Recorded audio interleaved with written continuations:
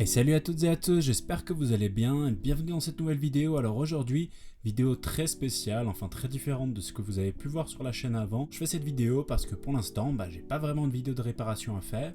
Et puis de toute façon, je trouvais cette vidéo plutôt intéressante de revenir un peu sur des jeux super intéressants de la PSP. Alors évidemment, dans cette vidéo, je vais pas vous montrer tous les jeux de la PSP, il y aura seulement quelques jeux, les jeux les plus intéressants.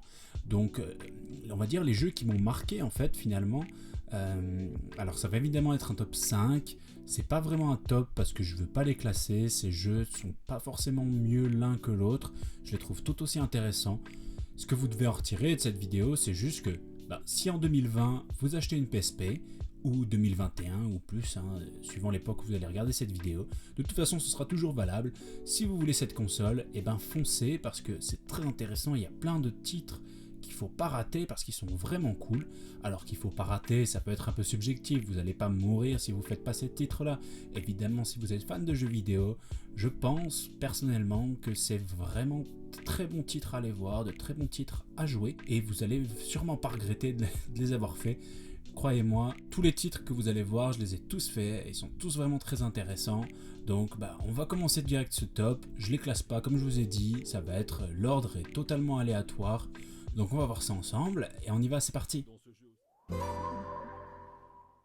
Alors on rentre sur le premier jeu qui est pour moi, comme le titre l'indique, une légende. C'est vraiment pour moi le meilleur jeu de course automobile, évidemment arcade, que vous pouvez trouver sur cette console. Au niveau des jeux de simulation, vous aurez par exemple Gran Turismo sur la PSP qui est vraiment très bien. Ici vraiment je vous conseille ce titre, c'est vraiment un des meilleurs jeux de course que vous pouvez trouver sur la console de Sony, la PSP. Il n'y a vraiment rien qui manque, c'est un peu comme un portage de Burnout 3 que vous aviez sur la PS2. Ici donc dans Burnout Legends, on a un mix de Burnout 1, Burnout 2 et Burnout 3, donc on va dire avec les circuits, certains qui reviennent, comme les voitures par exemple, d'autres qui reviennent, vous avez des exclusivités, c'est super bien.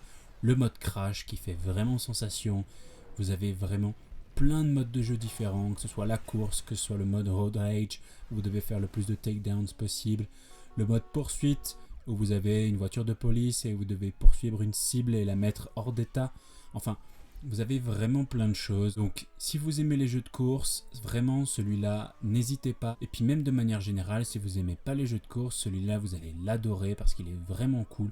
Beaucoup de sensations de vitesse, il est vraiment très très intéressant. Et puis voilà, c'est toujours un jeu avec une bonne musique à l'intérieur. Les graphismes sont quand même vraiment sympas pour l'époque à laquelle il était sorti. Je sais plus exactement la date, mais en tout cas, c'est vraiment un très très très bon jeu de course. Également, je dirais la même chose de l'opus suivant, qui est Burnout Dominator. Alors, celui-là est un peu moins complet, je l'aime un peu moins aussi. Les graphismes sont meilleurs de toute manière, puisqu'il est sorti après.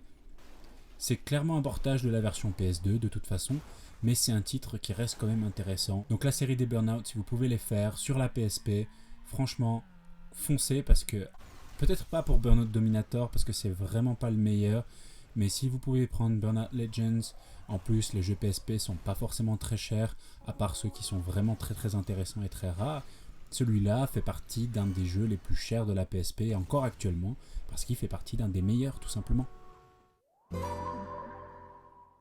Alors ensuite on va passer sur une pépite, mon jeu préféré de la PSP, mon jeu préféré toutes plateformes confondues en fait. Si j'avais pu faire un top, je pense que je l'aurais mis en premier, c'est sûr et certain, parce que ce jeu est vraiment génial. Donc Crisis Core Final Fantasy VII, donc une préquelle au jeu Final Fantasy VII, avec un mode un peu différent des autres Final Fantasy. Vous avez toujours le côté RPG, le côté ramasser des objets, ouvrir des coffres, accomplir des missions, ce genre de choses, des quêtes, mais le système de combat est totalement différent.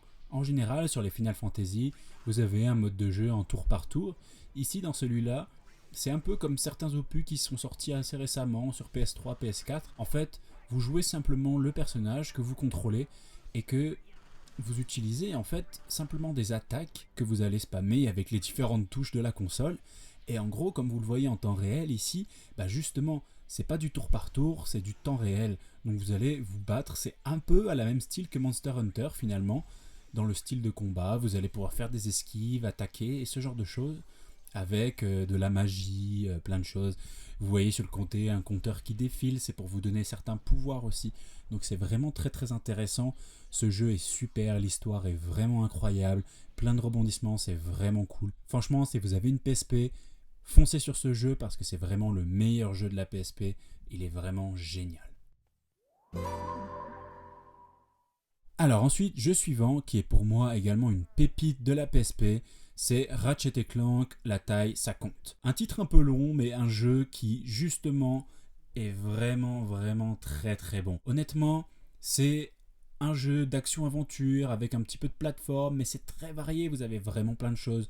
Des phases de jeu à pied, des phases de jeu en vaisseau, vous avez vraiment plein de choses. Vous pouvez pas vous ennuyer dans ce jeu, il est vraiment génial, il y a plein de trucs à faire, ramasser des objets, collecter plein de choses. Voilà, je vous laisse regarder la PSP. Beaucoup disaient, je vous le rappelle, que c'était avoir la PSP dans la main. C'est pas vraiment le cas. Les graphismes PS2 sont quand même bien plus évolués que les graphismes PSP. En fait, on a plutôt une PS 1.5 parce que certains graphismes sont pas fous sur la PSP. Et puis surtout, le problème, évidemment, c'est qu'on n'a qu'un seul stick analogique, vous savez bien. Mais malgré ça, Ratchet & Clank, la taille, ça compte. C'est un jeu qui est magnifique graphiquement, je trouve. Évidemment, là, sur les captures que j'ai de l'écran, je préfère le préciser, évidemment, c'est pas les miennes, hein, parce que j'ai pas de truc de capture.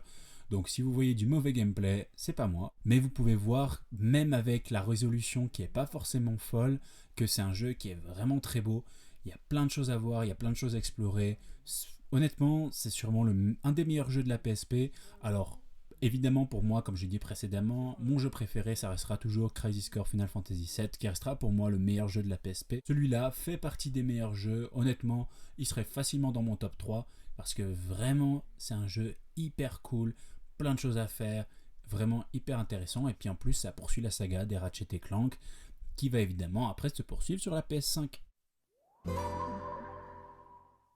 Évidemment, j'étais obligé de parler de ce jeu-là en parlant de la PSP parce que c'est vraiment un incontournable. Alors ici, on a Metal Gear Solid Portable OPS, Portable Ops. Donc ce jeu-là, en fait, j'ai préféré mettre celui-là par rapport à Metal Gear Solid Peace Walker qui, selon moi, est meilleur.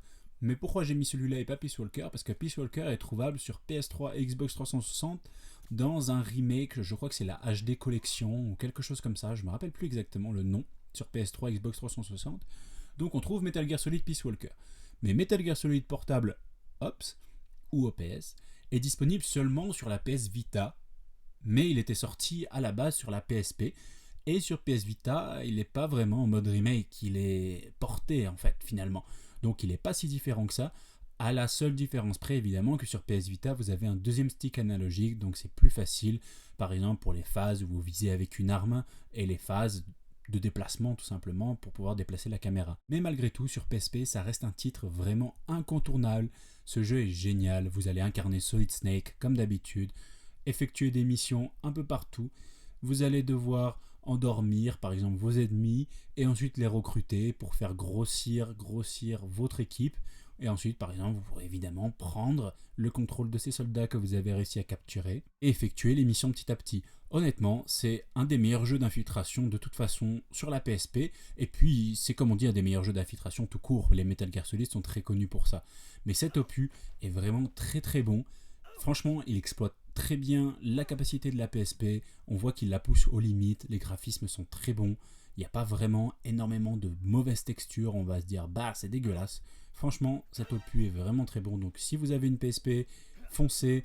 Pareil pour Metal Gear Solid Peace Walker, foncez aussi, même si évidemment vous pouvez le faire sur PS3. Sur PS3 avec un deuxième stick analogique, donc ça pourrait être un peu mieux à mon avis. Et enfin, pour terminer ce top entre guillemets, on va terminer avec Pursuit Force Extreme Justice. Alors évidemment, c'est un deuxième opus. Le premier Pursuit Force est très bien aussi, mais ici le deuxième est encore mieux. Ils ont amélioré plein de choses par rapport au premier. En gros, c'est un jeu d'action, de tir, où vous allez contrôler un policier et qui va devoir arrêter les méchants comme d'habitude. La particularité de ce jeu, c'est que vous allez avoir votre voiture au début de chaque mission et vous allez en fait sauter de voiture en voiture, éliminer les ennemis, tirer depuis votre voiture, et puis ensuite sauter de voiture en voiture, regagner la vôtre, enfin plein de choses. Et ce jeu est vraiment excellent. Vous avez aussi des phases à pied, enfin des phases en hélicoptère, plein de choses. C'est vraiment un jeu très complet. Et de toute façon, si vous le faites, vous allez vous amuser, c'est sûr et certain. Ce jeu est très bien optimisé pour la PSP, les graphismes sont bons.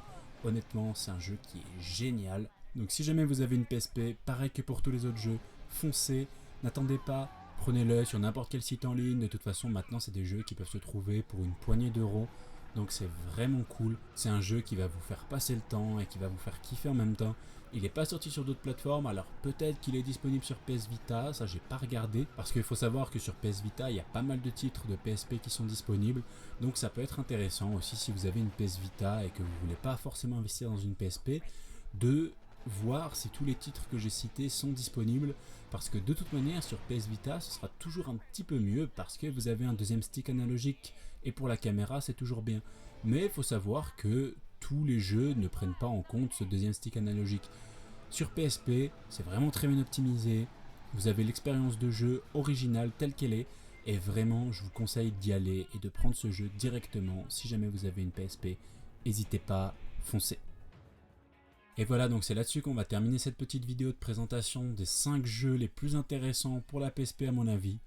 Une vidéo assez courte, c'est vrai, mais c'est pour mieux préparer les suivantes, où on aura évidemment le retour des vidéos de réparation, ou alors des vidéos de sujets de discussion, mais un peu plus poussées que celle-ci. Si jamais vous avez aimé ce format, n'hésitez pas à me le dire en commentaire, et puis de toute façon, dites-moi tout ce que vous voulez en commentaire, ça me fait toujours plaisir de les lire. N'hésitez pas à laisser un like évidemment, à vous abonner, et toute la chanson, ça m'aide beaucoup, alors c'est super. J'espère que la vidéo vous aura plu, on se retrouve bientôt, ciao!